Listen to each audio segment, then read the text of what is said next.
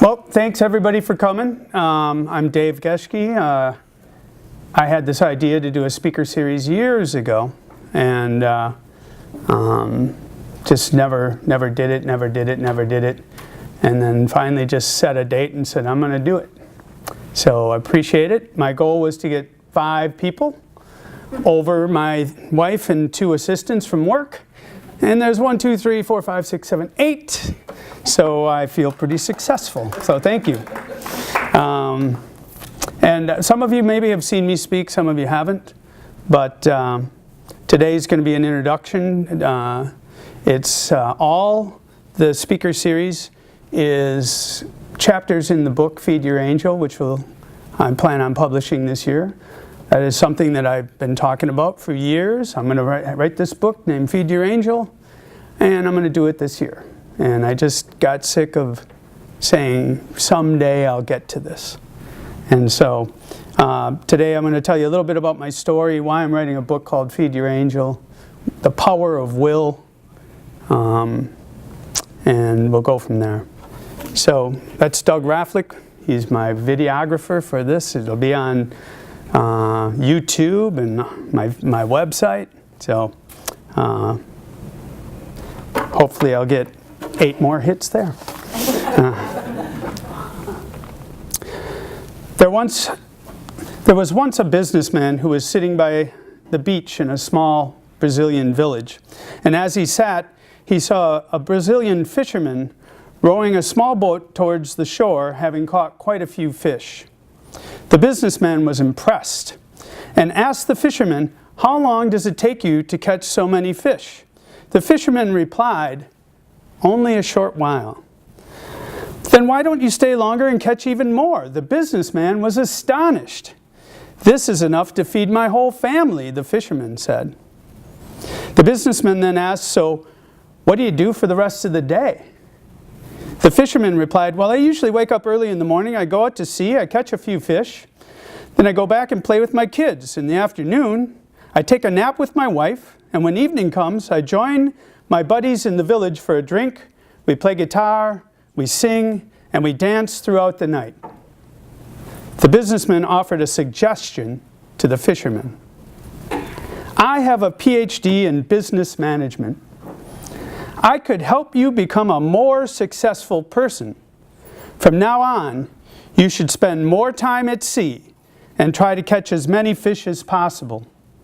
When you have saved enough money, you could buy a bigger boat and catch even more fish. Soon you will be able to buy more boats, set up your own company, your own production plant for canned food and a distribution network. By then you will have moved out of this village to Sao Paulo, where you can set up HQ to manage your other branches." The fisherman continues, "And after that?" The businessman laughs heartily. "After that, you can live like a king in your own house, and when the time is right, you can go public and float your shares in the stock exchange, and you'll be rich." The fisherman asks, "After that?" The businessman says, "After that, you can finally retire. You can move to a house by the fishing village. You can wake up early in the morning. You can catch a few fish, and you can return home to play with your kids, have a nice afternoon nap with your wife, and when evening comes, you can join your buddies for a drink. You can play guitar. You can dance throughout the night." The fisherman is puzzled. "Isn't that what I'm doing now?"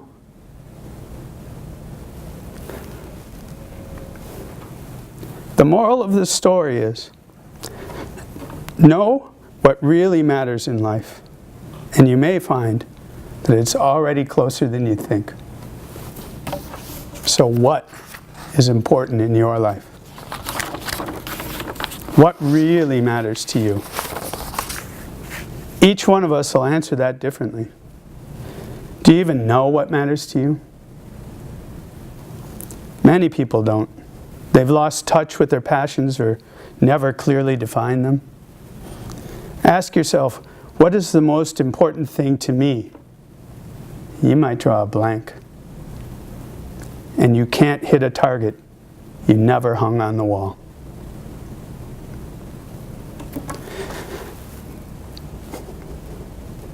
There are things in life that touch our hearts. What touches yours? If you could have it all, what would that be for you? Would it be a big house and a cool car? An indoor pool? Do you love your life? If I called you into my office and sat you down, pulled up a chair and said, "Well, sir, how do you feel about your life?" What would your answer be? How would you respond? Would it be enthusiastic? "It's been awesome. I've been able to do so much. I have great friends. I love my family." Or would it be, "It's been okay, I guess"? So much of our lives become habit. Our habitual processes can bring us farther and farther away from the things in life that stir our souls. By the time we realize we've forgotten our dreams, they passed us by. We all have those things in life that we put off for someday. Someday I'll write a book. Someday I'll get a new job. Someday I'll start my own business. Someday I'll learn to play piano. Each of us has our own list of things that we'll get to someday. But like the old CCR song, some days never come. The only time we have control of is right now, right here.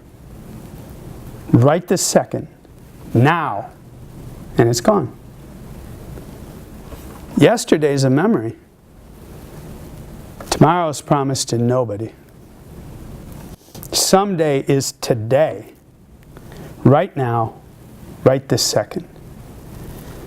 We turn some days into reality with the power of will. For every someday you have, reframe it in a sentence that starts with "I will." Someday I'll write a book becomes "I will write a book." Then give it a time frame. By the end of 2018. And now you removed a someday from the shelf and you have a goal in its place. And you'll find out very quickly which of your somedays are pipe dreams and which you're serious about.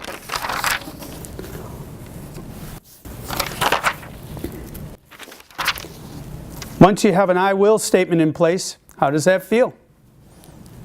I will start a speaker series in January. Was one of mine. I had this ideas for years before I decided to make it a reality. Once I made it a goal, I was excited to get to it. And a little scared too. Often it's that little bit of fear that keeps us from ever exploring the things that we set aside for someday. What if it doesn't work out? What if nobody shows up? What if I suck? Well, at least I'll know. I'll have done it. I won't be wondering, what would have happened if I ever actually had done that? Turn your somedays into reality with the power of will. I've been talking to people for years about writing a book called Feed Your Angel. That's another big someday for me.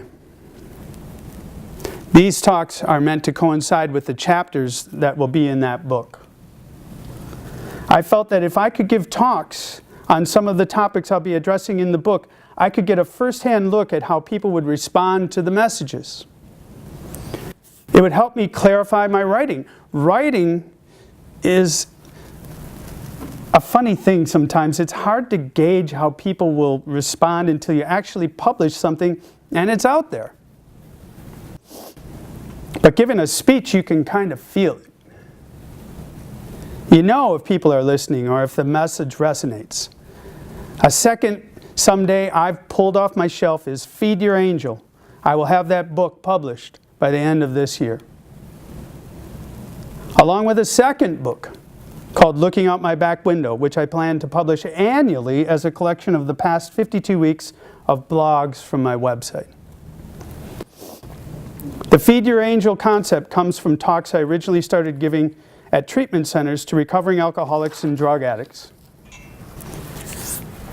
It stems from the old cartoons and movies we've seen where there's an angel on one shoulder and a devil on the other, and we're trying to make a decision. Which way do we go? it's usually portrayed with the angel and the devil kind of equal power, equal size, equal proportions. That's not always how it works in real life. One side or the other kind of takes control. When I was in my 20s, I had a 300-pound demon on one shoulder, and I had an angel and life support on the other. I had many days where I took the phone off the hook, pulled all the shades down, and wondered if I wanted to live.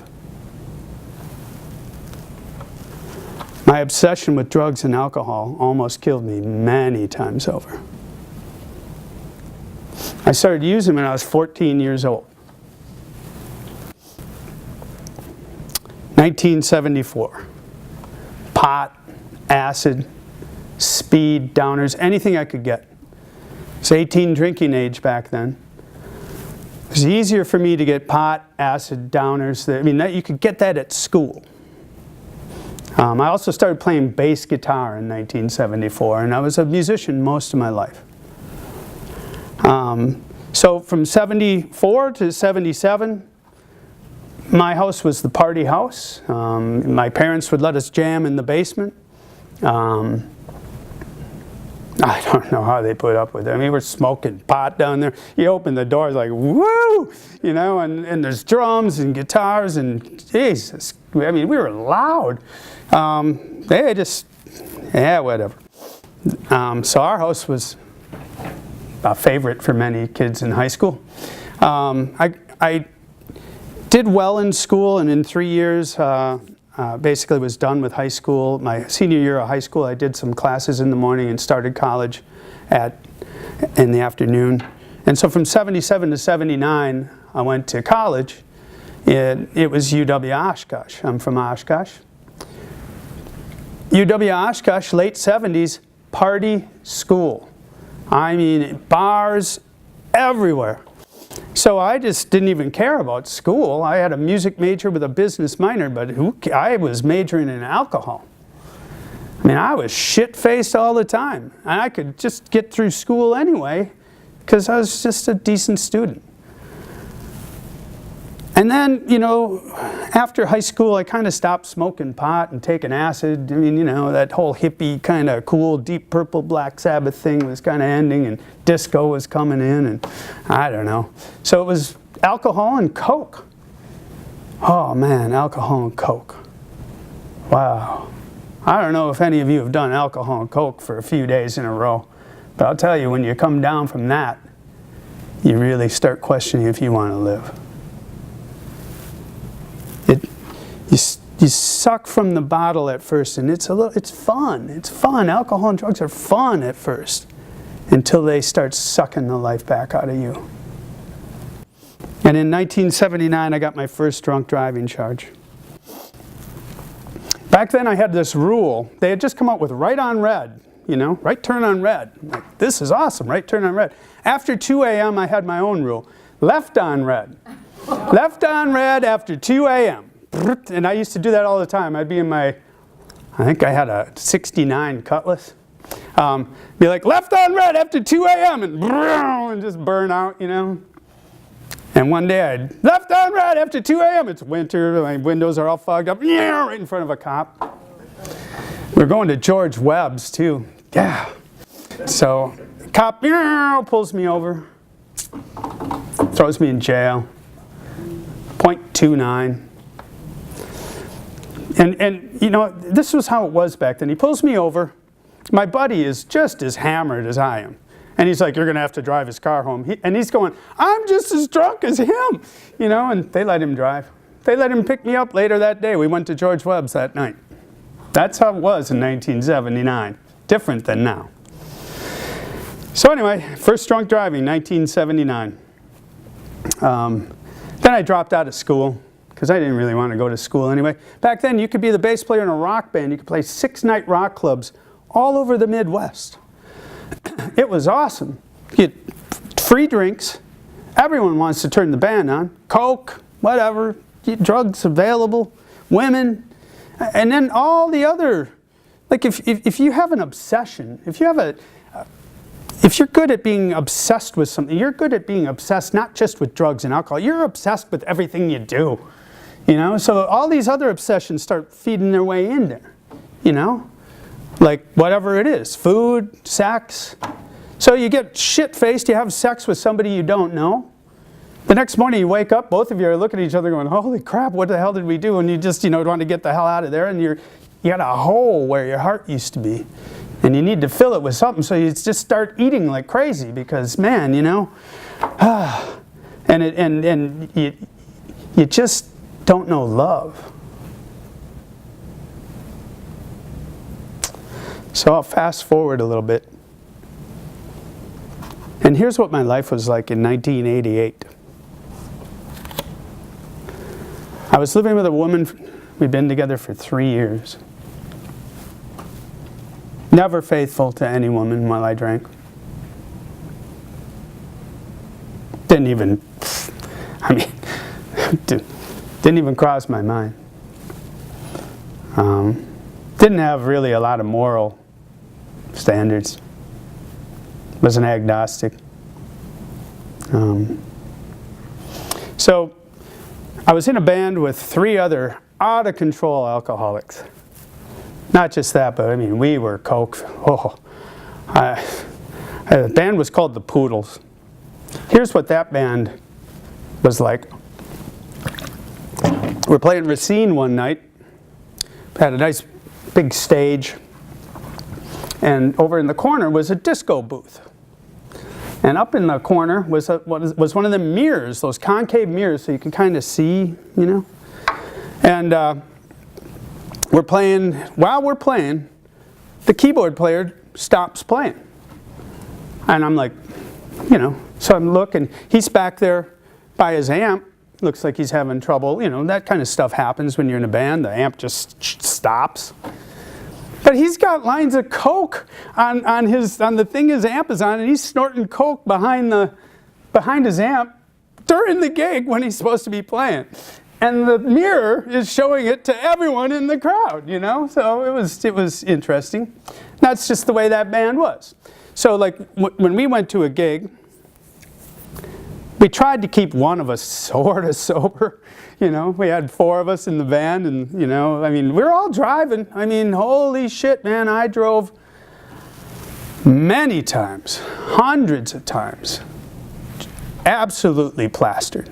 I am very lucky I am alive. I am very lucky I didn't kill anybody. Just fate, I guess. But that band was out of control. So we played Thursday night at a bar in Oshkosh. And I was living with this woman. And I met this other girl at the show, and she was pretty, so I went home with her for a while. We fooled around. She said, hey, Sunday I'm having a party. I'm graduating college. I'm having a party on Sunday. You should come. And I knew my girlfriend would be out of town, so I'm like, yes, I should. Sounds like a good idea. So I made that plan, and then I went home. The next night, Friday the 13th of May, 1988. Thursday started a series of events that would change my life forever. But Friday the 13th of May, 1988 is a defining moment. We played at Arbuckle's Bar in Fond du Lac.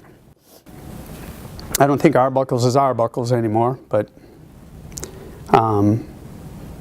we had a good night.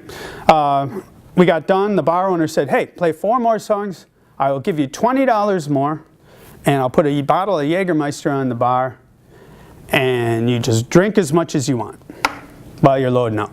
I'm like, we're in, So, now normally we had the band truck and always tried to keep one guy kind of sober. But that particular night, I drove my own car. I had some work done on my car. I lived in Oshkosh at the time. And to give you an idea of what kind of car I had in 1988, it was $300. The kid I bought it from had hand-painted it black. You could see the strokes. He had hand-painted the hubcaps red with paint. The driver's side door did not open. the speedometer didn't work. It was a duster, I think. Where the shift knob, the pernindle thing was, you could see the road. It was like the panel was gone, like you could see it down there. You could only fill it half full of gas because it would leak out. And it leaned funny. I don't know what that was. So I had this shit car, and I had it there that night. So basically they were loading everything, and I was drinking Jägermeister. So I'm just like, woo, yeah, Jägermeister, and an extra $5. But so we got done, and that's just the alcohol. Because when the night started, I had a vial of White Cross, and I had done all of them. Now, I don't know if you know what White Cross is. It's speed. And I probably did coke that night too, I would assume. That's a good assumption. But I had done all the White Cross. So, if you do coke and White Cross and you mix it with alcohol, alcohol gets to a point where you should pass out. But if you have coke and White Cross in you, you often stay awake. And then you can do really dumb, stupid, horrible things and try to remember what you did the next day. It does not give you a good feeling about yourself. This is all part of how you build a 300-pound demon on one shoulder. Day in and day out for 15 years.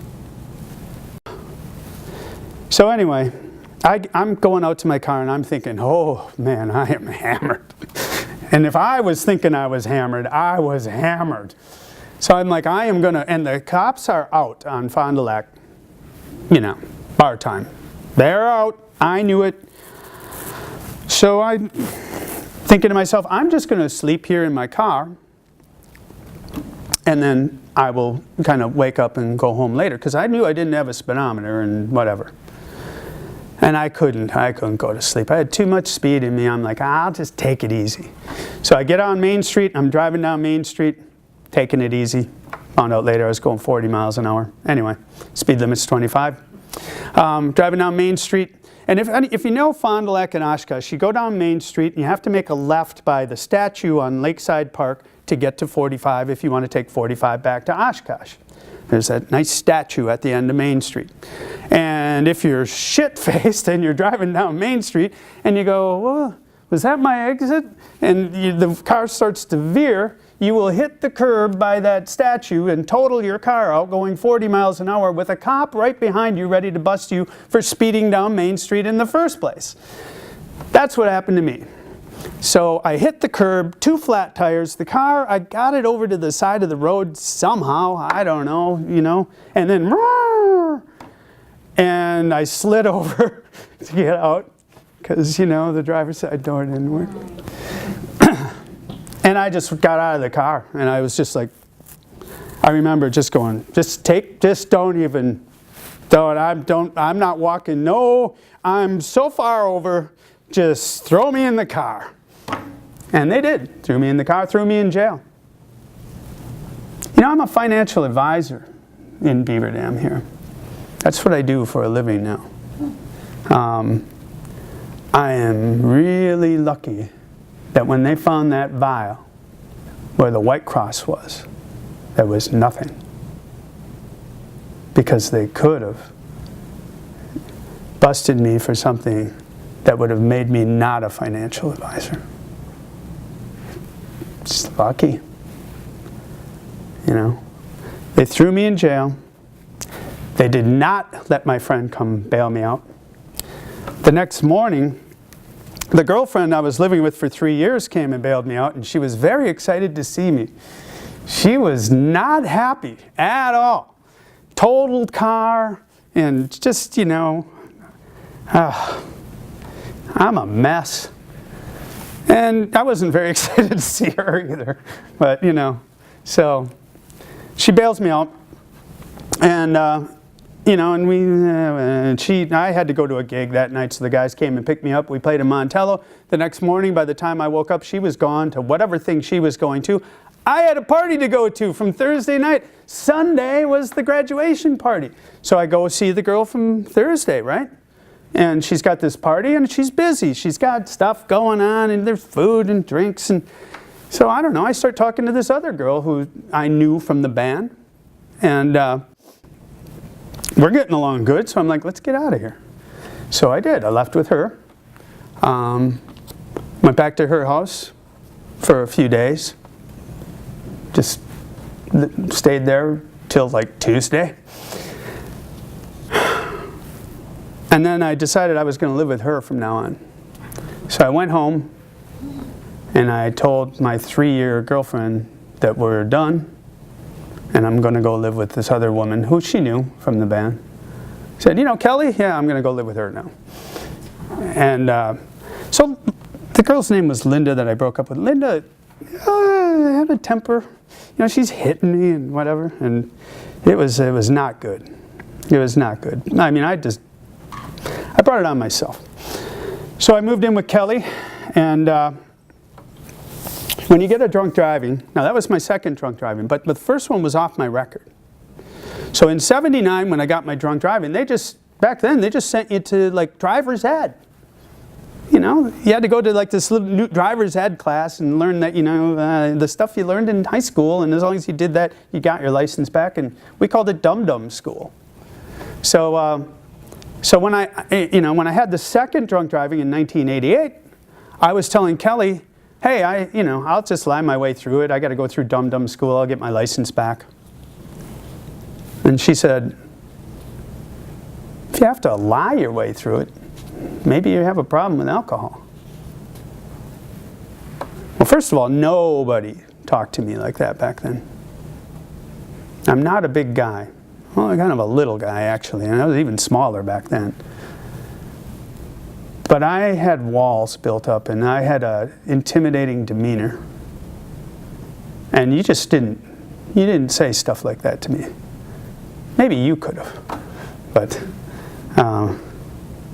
so she was the one person that could say stuff like that to me and make me go, huh, you know, that makes sense.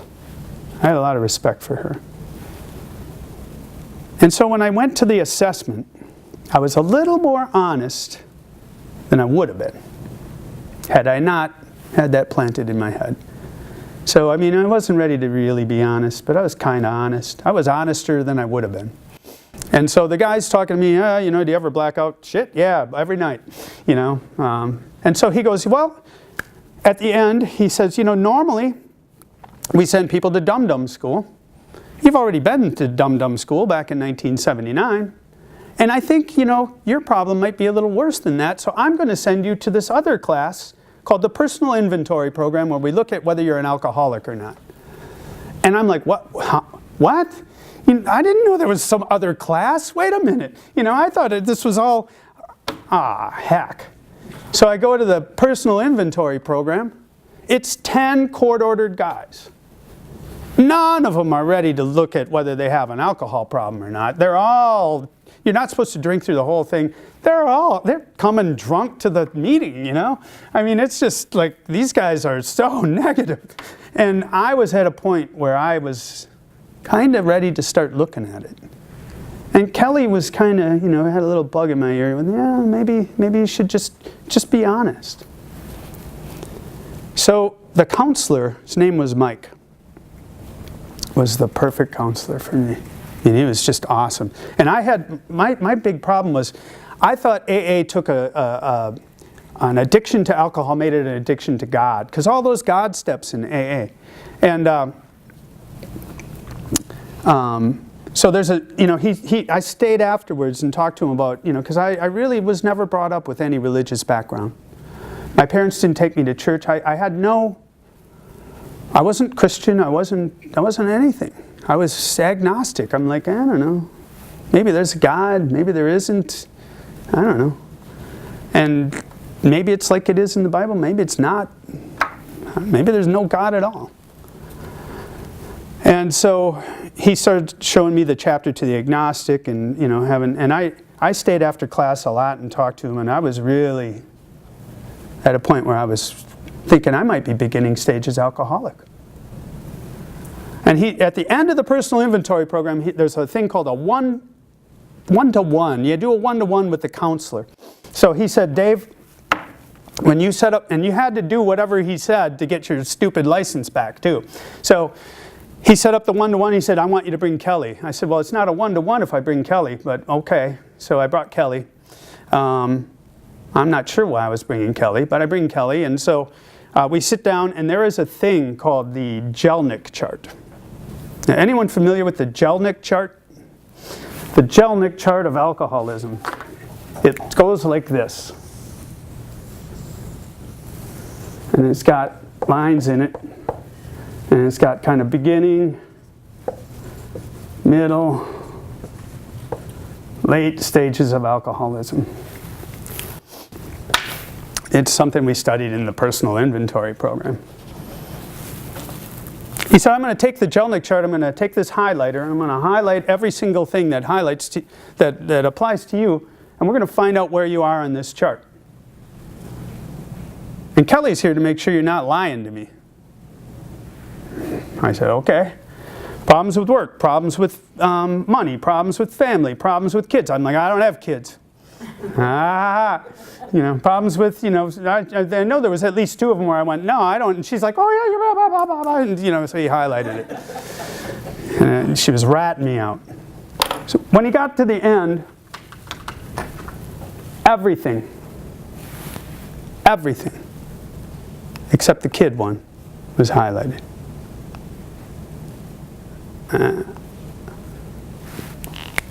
On the bottom it says this.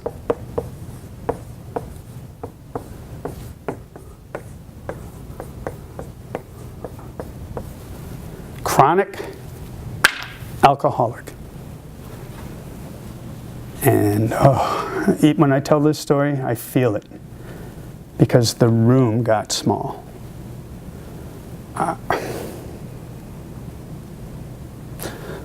The room got small.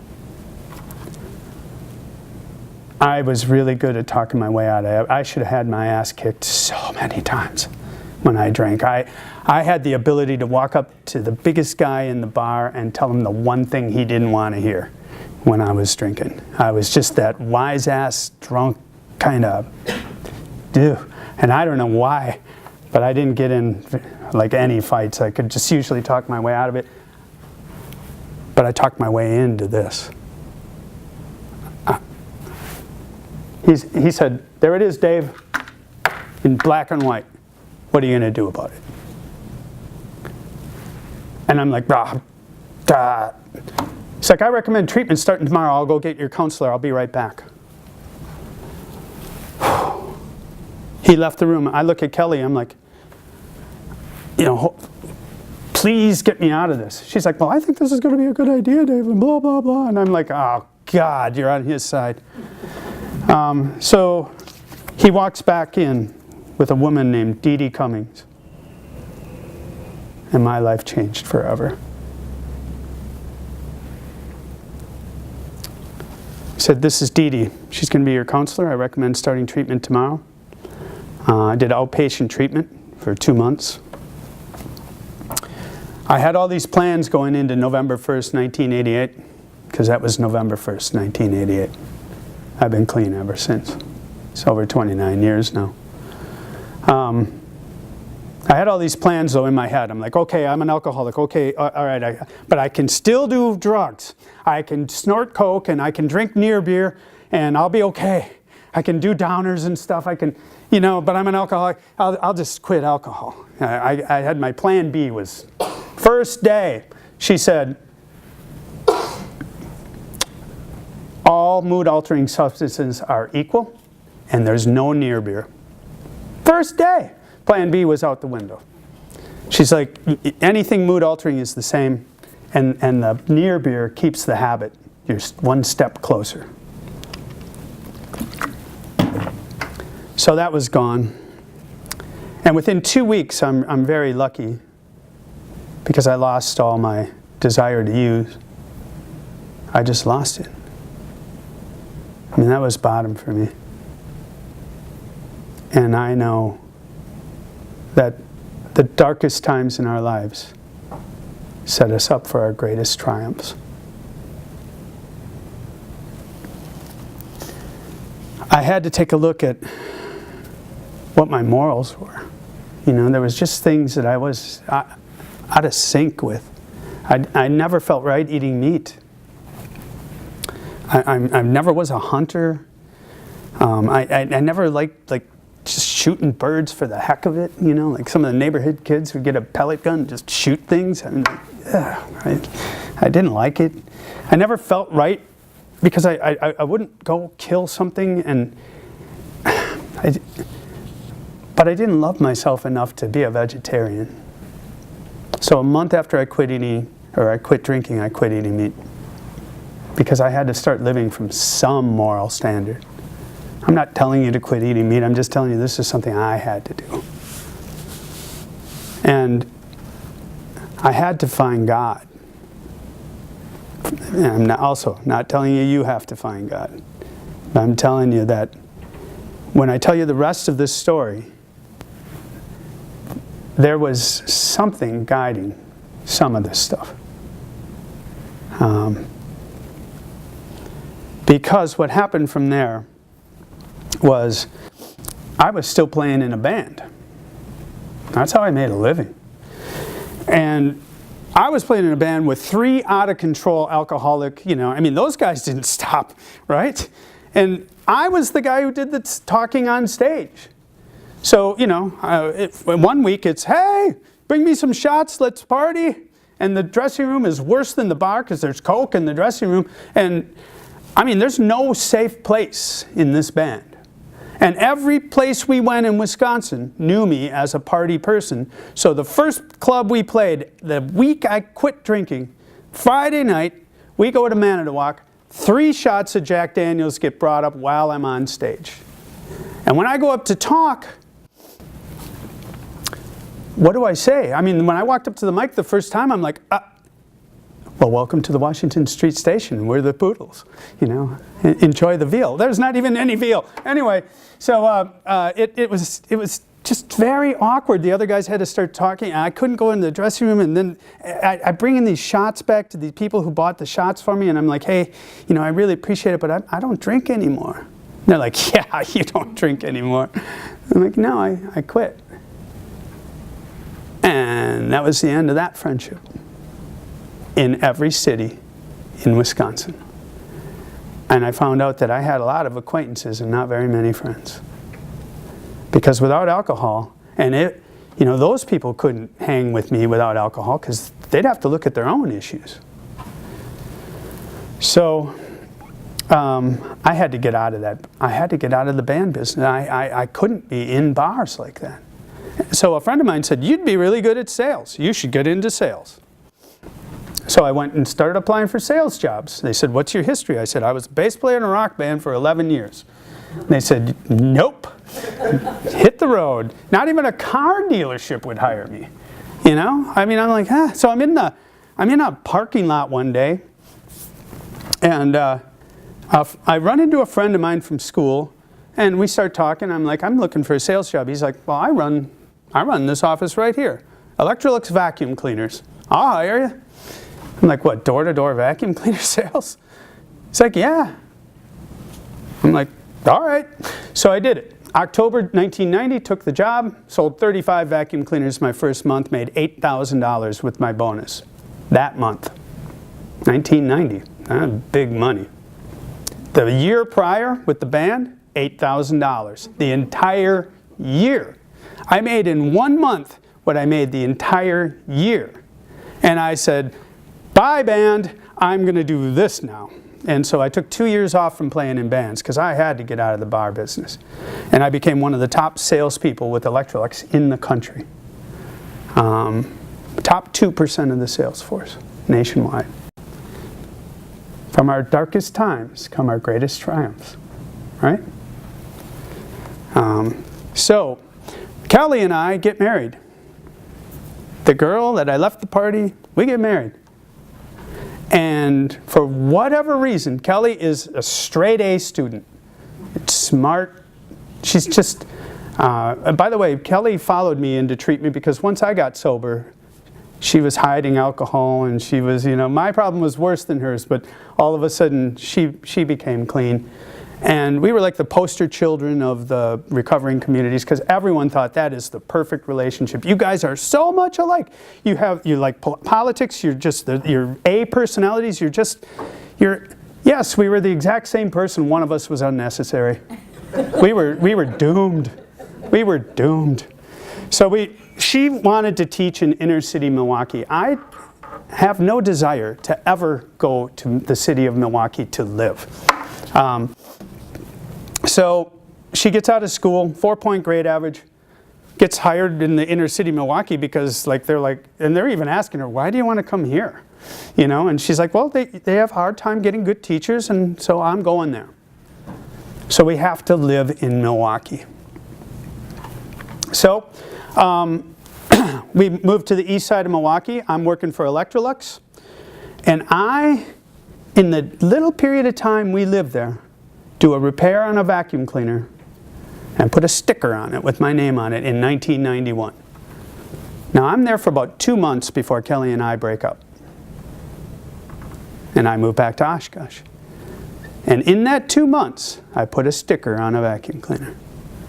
And then I go back to Oshkosh. I'm one of the top salespeople, so when the Milwaukee office opens up and they need a manager, they ask me, want to be the manager of the Milwaukee office? One of the biggest offices in the country. I'm like, yep. So I take the job and I move to Mayville and I commute from Mayville to Brookfield, Mayville to Brookfield. And that was in 1994. In July of 1995, I get a call from the sticker that I put on the vacuum in 1991. I need bags. So I live in Mayville, that's 45 minutes north of Brookfield. South Milwaukee is 30 minutes south of Brookfield at least, so the wrong way. And I have a sales guy down in the southern part of Milwaukee.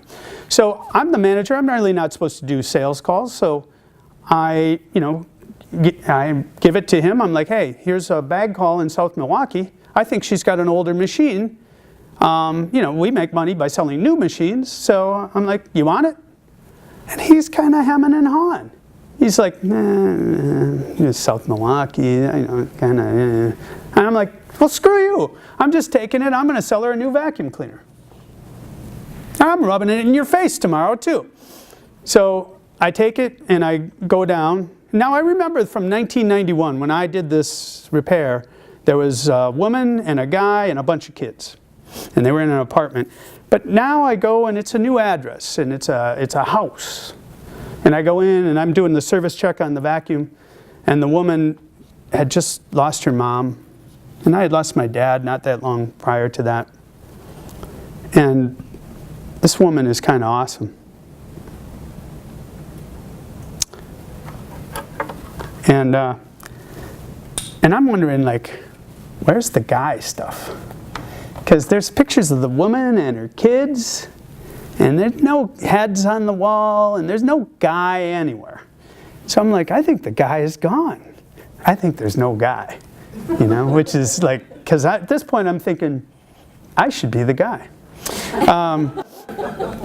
So I said, hey, you want to see a new vacuum? And she bought the vacuum, and I set a time to come back on Saturday to shampoo her carpets, because we sold shampooers too. And I figured, well, I'll go back and I'll find out if the guy's still around on Saturday. So, so in between buying the vacuum, which I did rub into the other guy's face, vacuum, I sold it. And then the shampooer demonstration, she calls and cancels. I got something coming up, I can't get together on Saturday, and I'm like, nuts. And I just kind of forget about it. That was in July. And I call and reschedule it in September, Labor Day weekend, 1995. On a Saturday, I go to her house, and I do the worst shampooer demonstration I have ever done in my life. I mean, terrible. All I'm trying to find out is, while showing a shampooer, if she's got a guy, is the guy still around? And I get done, and I think I packed it all up, and I was ready to go, and I hadn't even told her how much it was. And then at the end, I kind of went, oh, yeah, they're $500, but you bought a vacuum, I'll give it to you for $450, whatever it was. She's like, yeah, I'll take it. So I left, and I had to drive from South Milwaukee to Mayville to think about this. And I'm thinking, nobody buys that shampoo after that demonstration unless she wants to go out with me. So, you know, but I'm thinking, but you know, what if I'm reading it wrong? She's a client. She'd get me fired. So next morning I'm pacing around my house. I don't have a stove or a refrigerator. All I have is a microwave at this point. And thinking, should I call her? Should I not call her? It's Sunday of Labor Day weekend. And I look at the microwave and it's 11:11. Now 11 is my number. And 11:11, when I notice 11:11, that is a call to action. I am making that call. This is, you know, calls from things with wires. There's no, you know, it's 95, right? So I call, it's ringing. And I am an only child who is very uncomfortable with kids. I always said, I will have kids when you can put them away until they're teenagers, and I'll deal with them then, because I want no poopy nothing. I want no sticky nothing. I don't want any kids. And so she had 3 kids. A 12, a 14, and a 15-year-old. And the phone is ringing, and in my head I am going, please no kid answer, please no kid answer, please no kid answer. And the 12-year-old boy answers. Hello. And I'm thinking about hanging up, you know. And I'm like, hey, is your mom there? And, you know, I have no experience with 12-year-old boys, you know. And he goes, who's this? You know, I'm like, it's the Electrolux guy. You know? And so I figure he'll put the phone down and walk over and go, Mother, the Electrolux man is on the phone.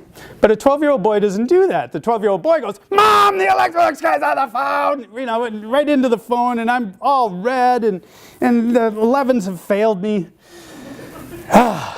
And, you know, she gets on the phone, she goes, hello. And I'm like, you sound just like your kid. Anyway, and I say, hey, you want to go out or what? Well, that's not exactly how I phrased it, but, you know, so we set a date, and we went out that Wednesday, had a great time. Coffee trader, it was awesome. I brought her home. Again, very awkward moment, because at the doorstep, kind of, there's the living room there, the lights are on, all the 3 kids are in there, and I'm dropping her off, and like, you know, the kids, and I'm like, thank you for a great evening. I'm pretty sure I just shook her hand. It was very awkward, very awkward. And, but it was awesome. And so I drove home, and I thought, well, that went very well. I think we should probably go out again. And I called her, we should go out again. She's like, well, you know, I got out of that other relationship, and no, we shouldn't. You know, all I heard was, quit calling me. But she had left a sweater and some keys in my car. So I just figured I am going to take that sweater and those keys, and I am going to drop them off in between her doors when she's not home during the middle of the day, and that'll be that. And I sat down with my dog, Fang and Bones, and I made peace with the fact that I will never have a partner in life. I'm going to be single. And so I said, Fang, Bones, come here, and it's just the 3 of us. So I drove down about 2 o'clock in the afternoon, and she was in her yard in her swimsuit, refinishing her kitchen table. And we started talking, and she became my second wife. So we've been together 22 years. She's here, you know. It's my wife, Lori. But think of what had to happen for that to happen. I mean, think of what had to happen. Thursday night, I had to meet Eva, who had a party on Sunday. And I had to plan to go to that party. Friday night, I had to get a drunk driving. Sunday, I had to go to Eva's party but leave with Kelly. Then I had to decide I was going to live with Kelly. Right? Kelly had to be the one person that made me be a little bit more honest when I decided I might get sober. She's also the person, there's no way I go to Milwaukee if I'm not married to Kelly for those little 2-month period, and in that 2-month period I have to put a sticker on a vacuum cleaner in 1991.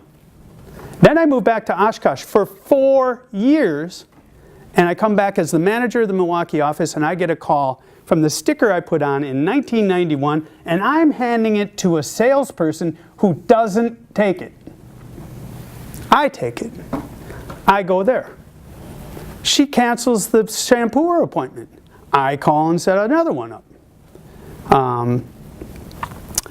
I go there. We have a good time. She doesn't want to see me. And I go back and she happens to be home in the afternoon. Because if she wasn't, I would have just dropped that stuff off and never called her again. How does that happen? There are no coincidences. And I'll tell you that when I got to the point where I was ready to quit drinking, quitting drinking was the easy part. The hard part was dealing with that 300-pound demon over here, because that demon did not go away. Just because you quit drinking doesn't mean that your self-talk all of a sudden is, you are a fantastic person. No, you're still a shitty person. Because for 15 years I was doing all these horrible, awful things to people, and my self-talk was, you are terrible. You're an awful person. You shouldn't even live. That doesn't go away just because you quit drinking. So you make the decision of whether you want to fight that demon and say, yes, or feed the angel. Because what you need to do is feed the angel. Because that angel on life support, you can't hear it if you're going to let the dark side of your mind drive your life. Fear is the worst strategy you can have for just about anything in life. Love. Get in touch with that part of you that loves. And at that point it was very hard. I meditated. I read 2 hours a day before I went into work. I did AA meetings for 7 years before I felt like I was almost 50-50. It took me that long. And some days I still wonder. Because even 29 years sober, I got anger issues. She'll tell you. I can be a real shithead. I'm trying to work on them. I'm a very emotional person, so I cry easy. I laugh easy. And I get really angry easy too. Well, I guess you guys could probably tell. I don't get that angry. But when you change the way you look at things, the things you look at change. So if you're looking at things thinking, I'm an asshole, that is what you will see. Every reason why you can't do things. When you start thinking, I can do anything. If there's anything you're unhappy with in life, you can change it by changing your thoughts about what you see and what you're capable of. And once you do, the universe will conspire to support you. Once your thoughts, feelings, and beliefs line up, you can change your life in an instant. And anything. We do it all the time. We just don't recognize it. Like when I quit drinking, it changed my life forever from that point on. I wasn't sure. I didn't know. I can tell you that those some days that you're looking at, someday I'm going to do this. Someday is now. Turn those some days into I wills. Thank you all for coming. I have 3 more of these set for the next 3 Tuesdays in a row. I really appreciate your being here. Next week it's Fast Mind, Slow Mind, Life and Death, Power of Surrender. That's what I'll be talking about. And with that, I think I'll conclude the talk for today. And I'm going to hang out if you want to talk at all, and I look forward to meeting with you all afterwards. So thank you.